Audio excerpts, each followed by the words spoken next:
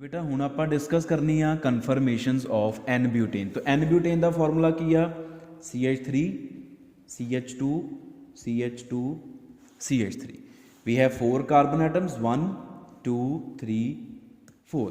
तो n butane दियां बेटा साडे कोल we have several number of several different staggered and eclipsed conformations. बेस बेटा दो ही है जिहदे विच बॉन्ड्स दो कार्बन एटम्स दे आमने सामने आ गए फेसिंग ईच अदर, वो एक्लिप्सड इन बिटवीन आ गए तो स्टैगर्ड। एक्लिप्सड दियां अगों फॉर्म्स बहुत सारिया होंदियां ते स्टैगर्ड दियां अगों बहुत सारिया फॉर्म्स हो सकदियां in case of n butane. लेकिन बेसिकली बेटा आपां ਜਿਹੜੀਆਂ मेन डिस्कस करते हैं एन ब्यूटेन दियां वो साडे कोल 4 ही आ। एंड ये 4 भी अगों एक्लिप्सड एंड स्टैगर्ड दियां ही टाइप्स आ। टाइप्स कह लो या कह लो अलग अलग तरह दियां स्टैगर्ड अलग अलग तरह दियां एक्लिप्सड होंदियां वा। Only in case of butane आपां ब्यूटेन की ही गल कर रहे हैं। और जो आपां हुण कन्फर्मेशनस ड्रॉ करांगे फिर तुहानूं क्लैरिटी होगी भी मैं की गल कहने जा रहा वा। तो वो कन्फर्मेशनस किहड़ियां वा। तो बेटा वो कन्फर्मेशनस नूं आपां इदां ड्रॉ करते हैं। आ सब तो पहली कन्फर्मेशन जो आपां एन ब्यूटेन दियां कन्फर्मेशन जिन्हां नूं आपां एनालिसिस किया होया वा वो जो आपां ड्रॉ करनी है बेटा we take into account the single bond between C2 and C3। C2 and C3 दे सिंगल बॉन्ड नूं आपां कंसिडर करके ही सारियां कन्फर्मेशनस ड्रॉ करते हैं। तो जिहड़ी सैकेंड कार्बन आ देखो उहदे उपर 2 हाइड्रोजन 1 मिथाइल, थर्ड ते भी 2 हाइड्रोजन 1 मिथाइल। तो मान लो आ जी अगे वाली कार्बन आ ये सैकेंड होगी, इदू पिछे वाली होगी थर्ड। तो इतने 2 हाइड्रोजन 1 मिथाइल, पिछले वाली थर्ड ते भी 2 हाइड्रोजन 1 मिथाइल। तो बेटा आ सब तो पहली कन्फर्मेशन इनू आपां कहने आ कन्फर्मेशन नंबर 1 और इहदा आपां नाम रखा होया anti. And it is a kind of staggered है। ये स्टैगर्ड ही है bonds they in between bonds आए हुए हैं, लेकिन इहदा आपां नाम रखा होया एंटी। हुण नैक्सट किद्दां ड्रॉ करनी। Next is drawn by giving a rotation of 60 degree around carbon carbon single bond between C2 and C3। C2 and C3 दे सिंगल बॉन्ड दे अराउंड रोटेशन दो। पिछले वाली कार्बन को फिक्स कर दो, अगे वाली कार्बन को 60 ते घुमा दो। जो 60 ते घुमाओगे आ चीज़ हो जूगी, मिथाइल आ गया इत्थे, ठीक है जी। और इत्थे आ गया हाइड्रोजन, ठीक है, और इत्थे आ गया हाइड्रोजन। आ चीज़ बन गई। हुण आ चीज़ दिस इज एक्लिप्सड फॉर्म, ये एक्लिप्सड आ। इनू आपां कहता सैकेंड, इनू आपां सैकेंड नंबर देता। And this is it is named as eclipsed. इनू आपां एक्लिप्सड ही बोलिया, इहदा नाम आपां एक्लिप्सड ही रखा। Then again rotation of 60 degree around carbon carbon single bond, पिछले वाले नू फिक्स करके अगले वाले नू घुमा दो। तो जो अगले वाले नू तुसी घुमाया फिर पोजीशनस आ बन जाएगियां। पहला पोजीशनस ड्रॉ कर लिए, इत्थे आ जाऊगा हाइड्रोजन, इत्थे आ जाऊगा हाइड्रोजन और इत्थे आ जाऊगा methyl. This is third conformation. और ये हैगी स्टैगर्ड आ, लेकिन आप इसका नाम रखा होया it is named as gauche, GAUCH। इनू आप गॉश बोलिया। फाइन। हुण अगेन इस तो बाद आहा rotation around 60 carbon carbon single bond of 60 degree, 60 degree की रोटेशन दी। पिछले वाले बॉन्ड फिक्स आ, अगले वाले हुण ये पैरेलल आह आ जाऊगा, ठीक है, ये पैरेलल इत्थे आ जाऊगा, ये पैरेलल इत्थे आ जाऊगा बॉन्ड। जो आप हुण ये अगेन एक्लिप्सड होनी है। होना की है, इत्थे आ जाऊ हाइड्रोजन, आ हाइड्रोजन और इत्थे आ गया methyl. This is number 4 and this is another eclipsed. और इनू आप नाम दिता होया फुली एक्लिप्सड। है एक्लिप्सड लेकिन है फुली एक्लिप्सड। क्यों फुली एक्लिप्सड? मिथाइल के सामने मिथाइल आ गया, बिल्कुल कार्बन मिथाइल के सामने कार्बन मिथाइल, तो यह फुली एक्लिप्सड। हुण again rotation of 60 degree, 60 degree ते रोटेट करता। हुण वो की हो जाऊगा, फिर आप क्लॉकवाइज रोटेशन दे रहे हैं सारियां, तो हुण ये भी क्लॉकवाइज रोटेशन ही देनी है आप। तो क्लॉकवाइज जो आप रोटेशन अगेन दी तो फिर आ चीज़ होएगी। हुण पोजीशन फिर आ जाएगी, इत्थे आ जू साडा हाइड्रोजन, ठीक है, इत्थे हाइड्रोजन और इत्थे methyl. This is number 5 and this is again staggered, it is named as gauche. Third and 5 they are exactly same, कोई फर्क नहीं है। And again rotation of 60 degree, तो 60 डिग्री की रोटेशन दी तो साडे कोल अगेन एक्लिप्सड होनी है। और इस एक्लिप्स के इत्थे आ वाला हाइड्रोजन आ गया, ठीक है, इत्थे हाइड्रोजन आ गया और इत्थे आ गया methyl. This is number 6 and this is again named as eclipsed. तो बेटा ये 6 कन्फर्मेशनस एग्जिस्ट करती हैं एन-ब्यूटेन दी, जिहड़ियां कि असीं एनालाइज कर कीतियां हुईयां वा, कीपिंग इनटू अकाउंट या considering the single bond between C2 and C3. C2 and C3 they bond नूं कंसिडर करके. ठीक है, तुसीं C1 C2 नूं कंसिडर कर सकते हो, C3 C4 नूं भी कंसिडर कर सकते हो. उन्हां दियां अलग हुंदियां, लेकिन आ मेन आ जिहड़ियां स्टडी हुंदियां वा एन-ब्यूटेन दियां. तो ये चीज़ जरूर आप लिखांगे कि C2 C3 का बॉन्ड कंसिडर करना. ताही मैं पहले ही कहा सी कि there are so many number of staggered and eclipsed conformation of n butane keeping into account या considering the single bond between C1 C2 या C2 C3 या C3 C4. तो इस तो बाद 6 तो बाद अगेन 1 हो जानी. अगर तुम 60 डिग्री रोटेशन दोगे तो फिर एंटी आ जाओगे. ठीक है, तुम देख सकते हो अगर 60 दे घुमाओगे तो फिर एंटी वाली ही बन जाएगी. 6 तो बाद फिर तो 1 आ जाएगी. तो ये बेटा 6 हो गई साढ़े कोल. हुण इन्हां 6 दे विचों जिहड़ी फस्ट आ, जिहड़ी थर्ड आ एंड जिहड़ी फिफ्थ आ, दे आर स्टैगर्ड फॉर्म्स या स्टैगर्ड अरेंजमेंट्स कह सकते हो. तो इदां ही सैकेंड जिहड़ी आ, second fourth and sixth, they 3 are the eclipsed conformations या एक्लिप्स्ड अरेंजमेंट्स. ये एक्लिप्स्ड अरेंजमेंट्स हैं. फाइन, नाम रखे हुए हैं इन्हां दे. 60 दे रोटेट करी जाओ बस. हुण अगर आप बेटा इन्हां दी एनर्जी नूं कंपेयर करिए तो अच्छा, हुण एक चीज़ होर दसदा. हुण जे आप ओवरऑल कैटेगरीज लिखनियां, हुण ओवरऑल कन्फर्मेशनस 4 लिखते हैं आप, सिर्फ 4 कन्फर्मेशनस ओवरऑल.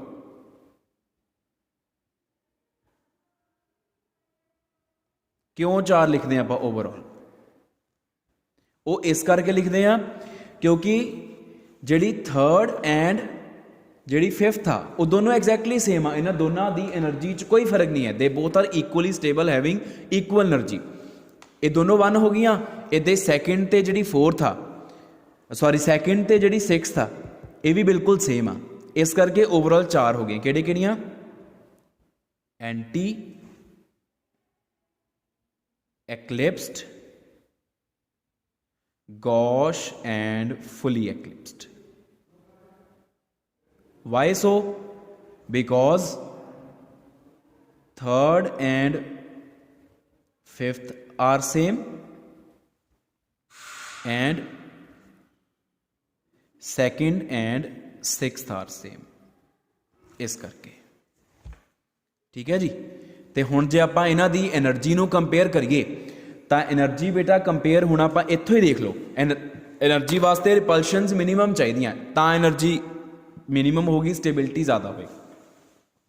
तो सब तो घट रिपल्शनस होंगे बेटा एंटी दे विच, क्योंकि methyl is far away from methyl. एक तो स्टैगर्ड आ. Firstly it is staggered. Staggered is always more stable than एक्लिप्स्ड.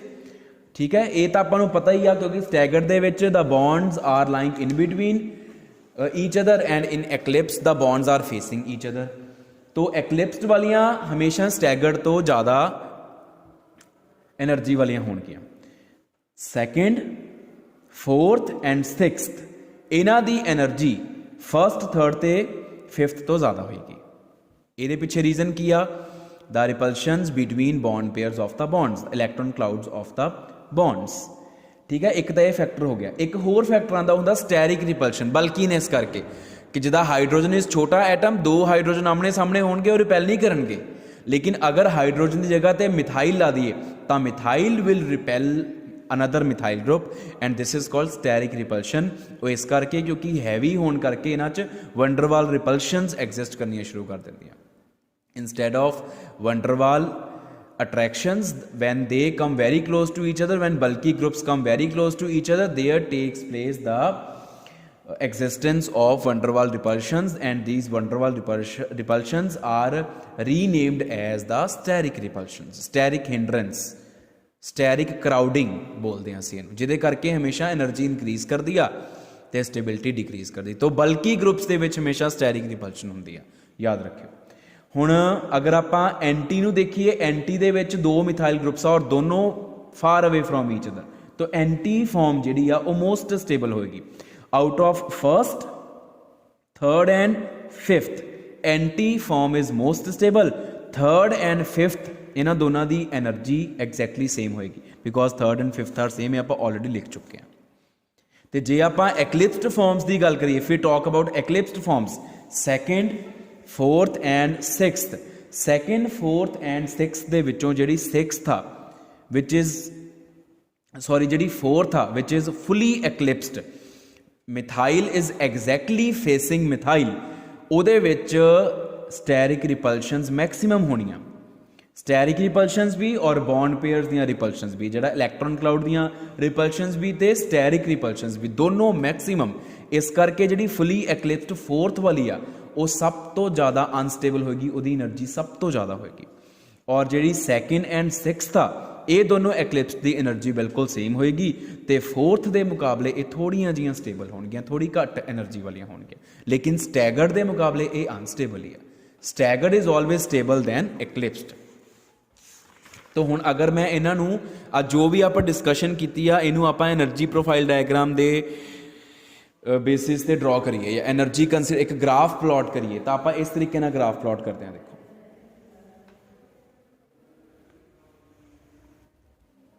इधरले पासे साड़ी पोटेंशियल एनर्जी है इनक्रीज कर रही, ठीक है।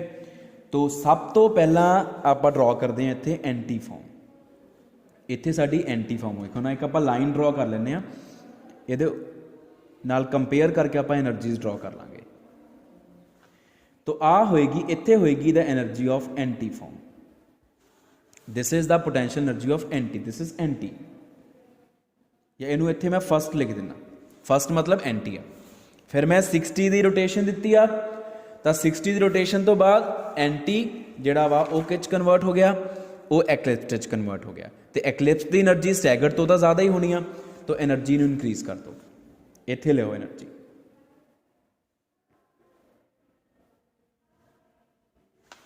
ठीक है। आ होगी सैकेंड फॉर्म की एनर्जी एक्लिप्स की। उस तो बाद another rotation of 60 degree gosh which is staggered, तो स्टैगर्ड आ एक्लिप्स के मुकाबले स्टेबल होनी, एनर्जी एदी ए तो घट होनी, लेकिन एदी एंटी तो एनर्जी ज़्यादा होनी because anti is most stable because of minimum repulsions between electron clouds of bond pairs as well as the steric repulsions. Gauche की एनर्जी एंटी तो थोड़ी ज़्यादा ड्रॉ करांगे, गॉश अगर आप इत्थे थर्ड ड्रॉ करना वा तो गॉश की एनर्जी आप इत्थे ड्रॉ करते हैं, ऐसा करके, ठीक है जी। उस तो बाद आ गॉश की एनर्जी आ गई, उस तो बाद फिर थर्ड तो बाद fourth form, it is fully eclipsed, maximum repulsions, methyl facing methyl, ਇਹਦੀ एनर्जी बहुत ज़्यादा, ये ईवन इत्थे आ वाली सैकेंड तो भी ज़्यादा, फोर्थ की एनर्जी आ गई एनर्जी। उस तो बाद fifth, it is staggered comparatively stable, fifth and third are same, तो इत्थे आप फिफ्थ ड्रॉ करांगे, ये इत्थे सेम एनर्जी दे इतना, then in the end sixth which is again eclipsed and sixth is same as second, तो आ सेकेंड सी इत्थे six draw करांगे आप ऐसा करके। तो इस तो बाद अगेन फिर एंटी आ जाएगी, इत्थे सिक्स ड्रॉ हुई, this is sixth and this is again anti first.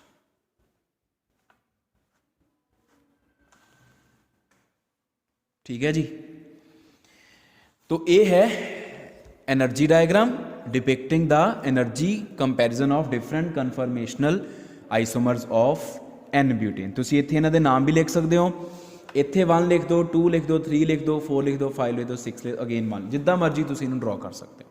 1 2 3 लिखना, 1 2 3 लिख दो, पूरे पूरे नाम लिखने, पूरे पूरे नाम लिख दो, वो अपनी मर्जी होगी।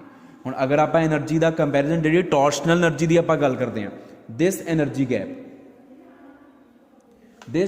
Gap is 14.6 kilo joule per mole. Energy gap between 1 and 2 is equal to 14.6 kilo joule per mole. आ 14.6 किलो जाउल जे आप आ एनर्जी दा गैप देखना, because most stable is anti, तो मोस्ट स्टेबल वाली तो ही आप एनर्जी गैप देखने हैं सारे।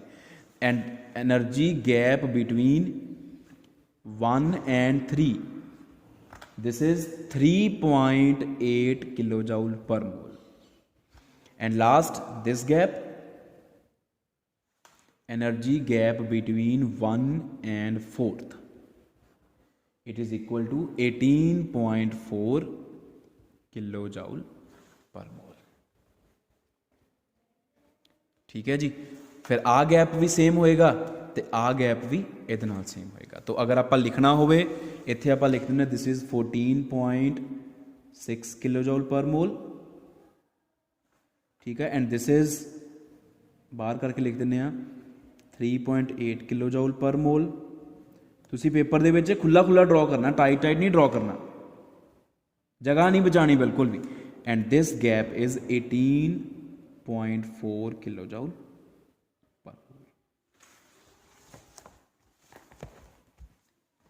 तो ये हो गया conformational analysis of N-butane. Conformational analysis means energy comparison of different conformations of a compound, इनू कन्फर्मेशनल एनालिसिस बोलते हैं।